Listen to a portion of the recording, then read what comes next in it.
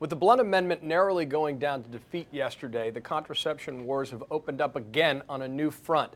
This is bad news for the Republican Party, and I think it's slowly starting to dawn on them just what trouble they're in, especially when it comes to retaking the Senate. The Tea Party rhetoric in 2010 was all about libertarian values, small government, more individual freedom. But since Republicans took control of the House, the far right wing, especially the social conservative special interests, have put forward a series of initiatives, beginning with the attempt to entirely defund Planned Parenthood, weeks after they took control of the chamber, that have created a new narrative, a Republican Party that is not in fact advancing individual liberty or small government, or a vision of small government that's just small enough to fit in your bed.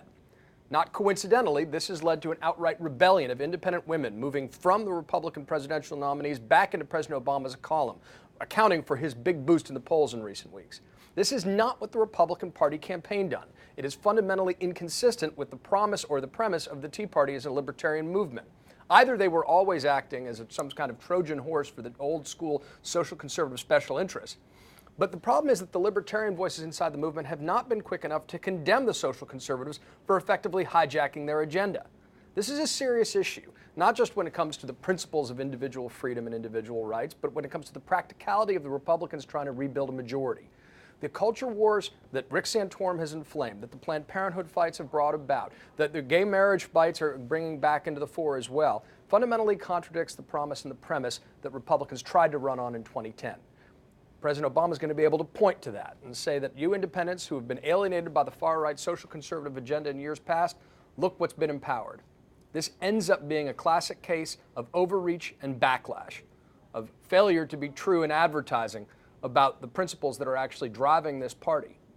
Some libertarians, principled libertarians in the party, need to start standing up and fighting for truth in advertising when it comes to real individual liberty, which means legitimately small government, which means expanding individual freedom, which means government get out of the bedroom as well as the boardroom. That hasn't happened yet. I think it'll have to before the Republican Party is truly resurgent.